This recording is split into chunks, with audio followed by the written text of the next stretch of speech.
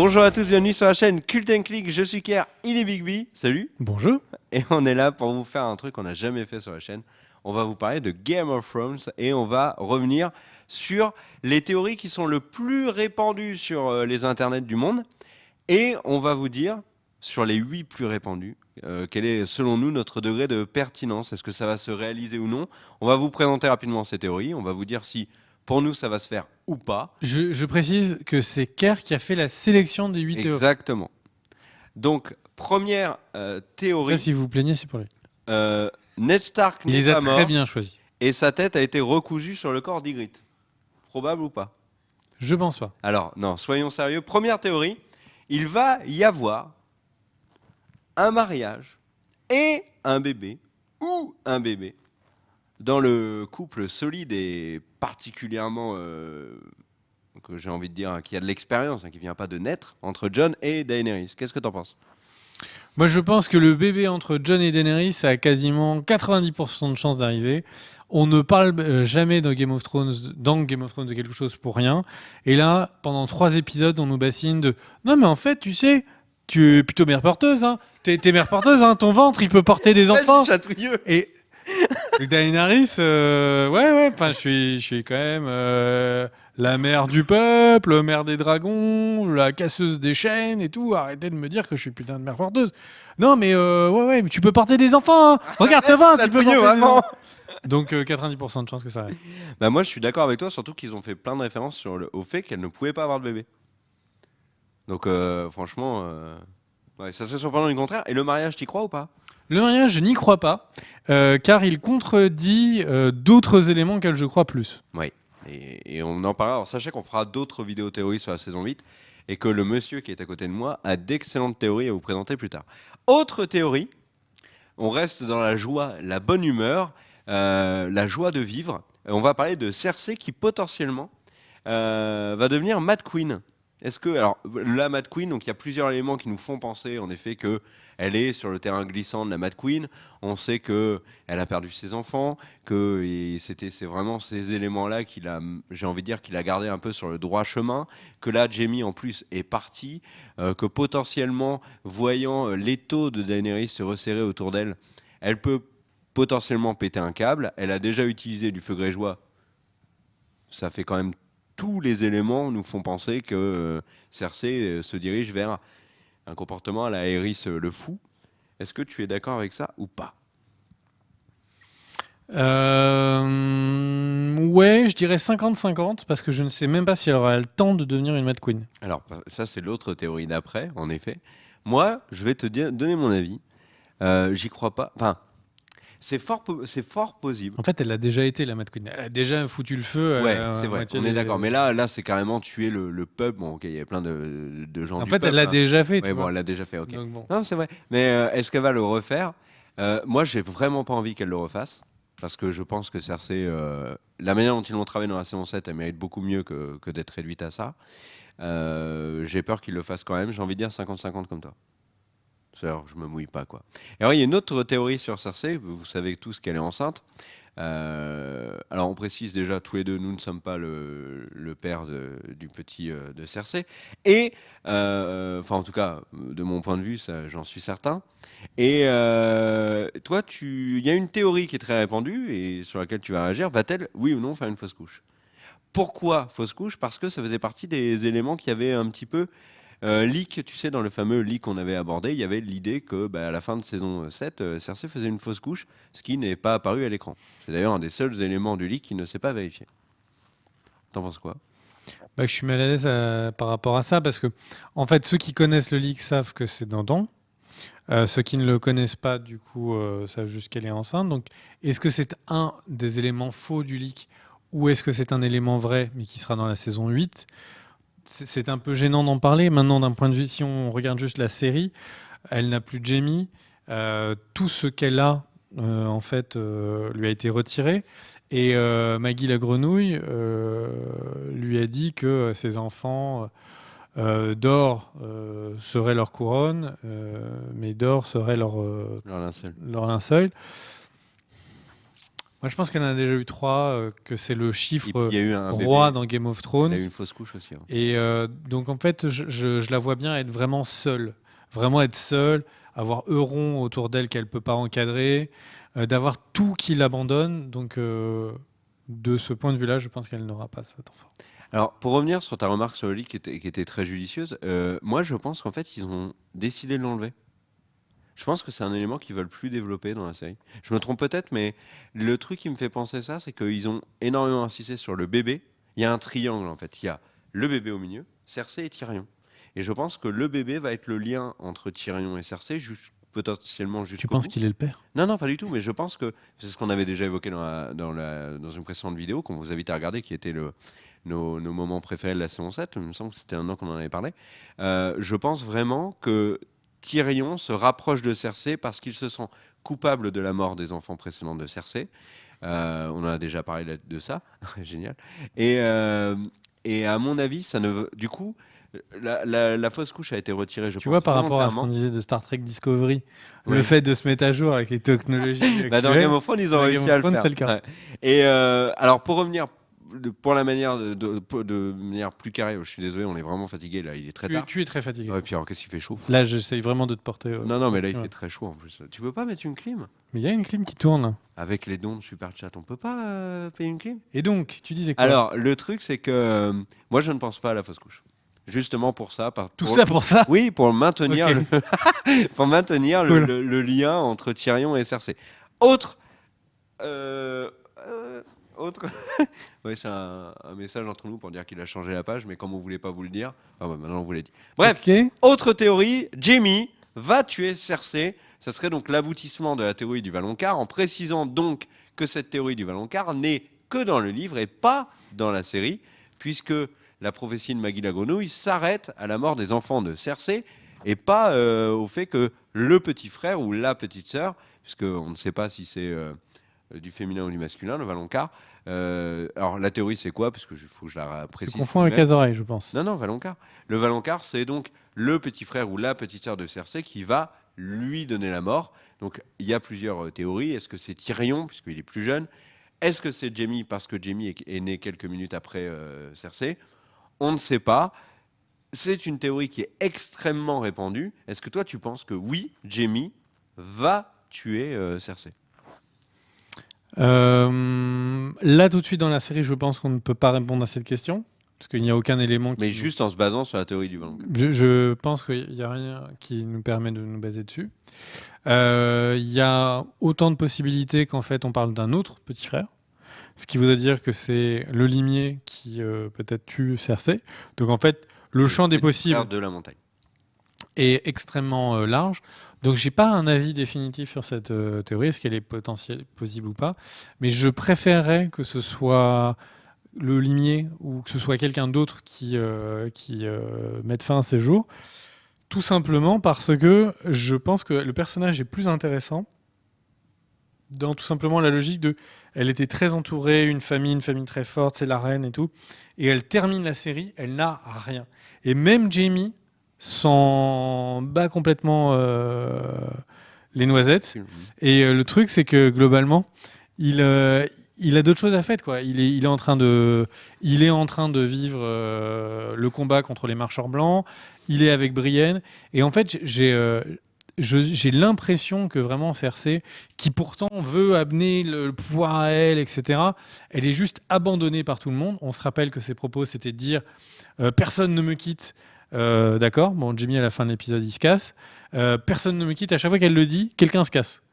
Donc là, j'ai l'impression que ce sera une reine bien seule sur son trône.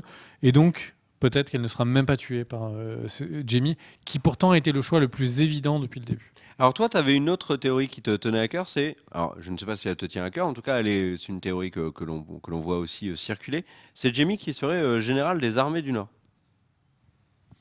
Oui, alors après, ça c'est une petite théorie assez simple.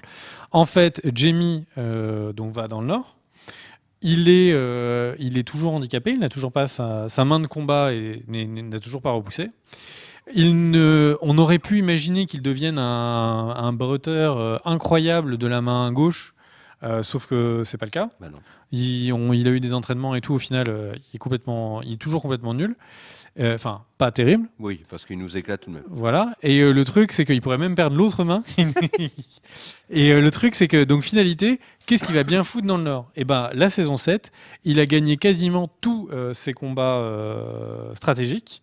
Il a complètement pris la main, il est par rapport à Tyrion. Et double jeu de mots. Et donc, en fait, le truc, c'est que globalement. Il était à 2 doigts de battre Daenerys. Si tu veux. Et du coup, au final, le choix le plus logique, c'est donc d'en faire le général des armées qui vont donc combattre les marcheurs blancs. Moi, ça paraît assez logique, en fait, tout simplement, parce que le voir juste Troufion, il va mourir en 2 minutes. Donc, ça paraît assez logique. Alors, j'ai juste encore 2 jeux de mots. Il va donc donner un coup de pouce à Jon Snow. Parce que Jaime gère Enfin, c'est le général des phalanges comme personne, quoi. Bref, donc voilà, moi j'ai pas donné mon avis sur la probabilité de Jaime tue Cersei. Si Cersei meurt, je ne veux qu'elle ne soit tuée que par une seule personne, Jaime. C'est fort probable que ce soit par Jaime, mais ça reste encore du 50-50. Pourquoi? Parce qu'il y a un élément, moi, qui me perturbe énormément, c'est que la théorie du Valonqar, elle s'est arrêtée dans la série. Elle va pas jusqu'au bout. Et à mon avis, ils ne l'ont pas coupée par hasard. C'était parce qu'ils ne veulent pas dans la série que Jaime tue Cersei. Donc à mon avis, c'est du 50-50 quand même, parce que cette théorie-là est très répandue. Et comme on sait que là, en ce moment, les producteurs ont plutôt tendance à essayer de donner un petit peu ce que veulent les fans, il y a une possibilité pour que Jaime tue Cersei. Mais je n'en suis pas certain. J'ai envie de dire c'est du 50-50. Donc voilà. Une autre théorie. Ah ben non, j'ai pas donné mon avis sur le général des armées du Nord. Bon, globalement, je suis d'accord aussi avec toi. C'est très dur, hein. Il est très tard. Et on enchaîne avec Jon sur un dragon. La probabilité, là, elle est costaud quand même. 100%. J'avoue que s'ils le font pas, en plus, on va être déçus. La probabilité est de 100%. 100%. Vous l'avez entendu ici dans Cult and Click. C'est sûr. Dans cette scène qu'on est en train de voir en image, Jon Snow fait copain avec le dragon. Son père a le nom du deuxième dragon. C'est pas Raegon qui est mort, c'est Viserion. Donc Raegon est tout seul. Il est peinard. Et il y a le fils du mec dont il porte le nom qui se trouve à un peu de sang Targaryen. Donc concrètement, les dragons sont plutôt potes avec lui. Bon, et en plus, si vous avez vu la vidéo sur laquelle on expliquait ce qu'on pense être la solution pour du coup mettre un terme à tous les marcheurs blancs, qui s'appelle la solution contre tous les marcheurs blancs, je crois, eh bien, excellente qui est en train de décoller. Ouais. Il y a de plus en plus de personnes qui sont en train de regarder cette vidéo qui font ah ouais, c'est vrai. Et je pense que si vous ne l'avez pas vu cette vidéo, je pense que vous avez raté vraiment quelque chose. Et donc au final, eh bien, si on suit cette théorie, il aura besoin d'un dragon et donc toute la boucle est bouclée. Moi, je suis d'accord maintenant. Vu qu'on est d'accord sur le fait que ça va se passer, quelle va être notre réaction en voyant Jon sur Rhaegal? La même que quand on savait déjà qu'il y aurait Viserion qui deviendrait un dragon de glace. What the fuck? Oui, même en le sachant. Moi, j'ai vraiment hâte de voir Jon sur un dragon. Autre théorie sur Jon, mais on va pas la faire parce que on le garde pour plus tard sous le coude parce que c'est un truc qu'on a vraiment envie de développer. C'est Jon, est-il ou non Azor Ahai? On n'en parle pas maintenant, mais sachez que c'est une théorie qui est très répandue aussi. Beaucoup de gens pensent que Jon est Azor Ahai, mais ceci dit, il y a énormément de théories aussi qui disent que c'est le limier, Azor Ahai, que c'est Davos, Azor Ahai, que c'est Arya, Azor Ahai. Il y a à peu près tout le monde est d'accord pour dire que ça n'est pas tourte chaude, mais encore là-dessus, on n'est pas totalement certain, donc on reviendra dessus plus tard. Autre théorie, il en reste 2, figure-toi. Bran et Sam Gamgee vont partager des visions. Mon avis sur Azor Ahai? Moi, je disais juste qu'on allait le revoir plus tard. Ouais, pour moi, Jon n'est pas Azor Ahai pour des raisons intrinsèques à la prophétie. Des vidéos sont ressorties cet été sur le lore de Game of Thrones. Donc sur HBO. Hein. Et sur HBO, des vidéos officielles qui expliquent de nouveau qui est Azor Ahai. Il y a des éléments qui ont été beaucoup oubliés par beaucoup de théories sur Internet, donc on en reparlera plus tard. Globalement, je pense que c'est improbable que ce soit Jon Snow. Si on ne le fait pas maintenant, c'est que c'est une vidéo c'est un sujet vraiment qui mérite une vidéo à part entière parce que c'est un élément plus long à développer. Autre théorie, donc, Bran et Sam Gamgee vont donc s'associer dans le culte de la vision. Vas-y. Démerde-toi. Wow. En fait, c'est une théorie qui, à mon avis, est même presque directe. Enfin, j'ai même envie de dire que l'acteur l'a dit, en fait. En fait, le truc, c'est que le fait que Sam et Bran se soient retrouvés, ce n'est pas juste un petit élément, c'est que tout au long de la saison 8, ils seront tous les deux et Sam fera des recherches pour savoir quelles sont les époques qui recèle de mystères et de vérité qu'il serait important d'avoir pour combattre les marcheurs blancs. Et notre ami Bran, qui lui peut accéder à ça, mais qui visiblement ne savait pas où aller chercher ces infos, ira les chercher.